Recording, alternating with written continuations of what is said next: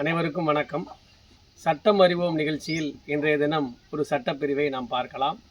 இந்திய அரசியலமைப்பு சட்டத்திலே ஷரத்து 20ங்கிறது குற்றம் சாட்டப்பட்ட நபருக்கு 3 முக்கிய பாதுகாப்புகளை தருகிறது. ஆர்டிகிள் 20. ஆர்டிகிள் 20ல் உட்பிரிவு 1 என்ன சொல்கிறது என்று சொன்னால், எக்ஸ் போஸ்ட் ஃபேக்டோ லா, முன் தேதியிட்டு அமலாகும் சட்டங்களில் அந்த குற்றம் சாட்டப்பட்ட நபருக்கு பாதுகாப்பு வழங்கப்படுகிறது. என்ன அப்படின்னா, ஒரு குற்றத்தை செய்யக்கூடிய நபர் அந்த குற்றம் செய்யப்பட்ட காலத்தில் நடைமுறையில் என்ன சட்டம் இருந்ததோ அந்த சட்டத்தின்படி தான் தண்டனை வழங்க முடியுமே ஒழிய, ஒருவேளை முன்தேதியிட்டு ஒரு சட்டம் அமுலாக்கப்பட்டாலும் அந்த நபருக்கு அந்த தேதியில் அவர் குற்றம் செய்த பொழுது என்ன தண்டனை ஒரு சட்டத்திற்கு வழங்கப்பட்டதோ, அந்த குற்றத்திற்கு வழங்கப்பட்டதோ அந்த தண்டனை தான் வழங்க முடியும். இது ஒரு பாதுகாப்பு.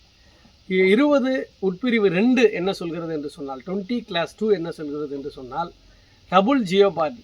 ஒரு நபர் ஒரு குற்றத்தை செய்கிறார் என்று சொன்னால் ஒரு குற்றத்திற்கு ஒரு தண்டனை தான் வழங்க முடியுமே ஒழிய ஒரே குற்றத்திற்காக 2 தண்டனை வழங்க முடியாது என்கின்ற பாதுகாப்பை அந்த அக்யூஸ்டு பர்சனுக்கு 20(2) வழங்குகிறது.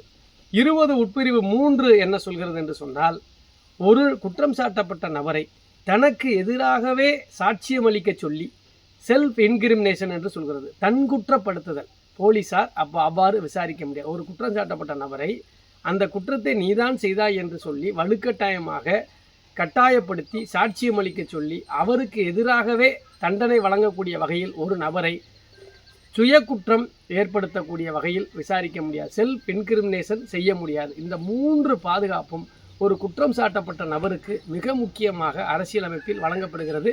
ஆனால் இந்த 3 பாதுகாப்பும் காவல்துறையால் முறையாக அந்த குற்றம் சாட்டப்பட்ட நபர்களுக்கு வழங்கப்படுகிறதா என்றால் அது ஐயமாகவே உள்ளது. நன்றி, வணக்கம். அடுத்ததாக ஒரு சட்டப்பிரிவில் சந்திப்போம். நன்றி, வணக்கம்.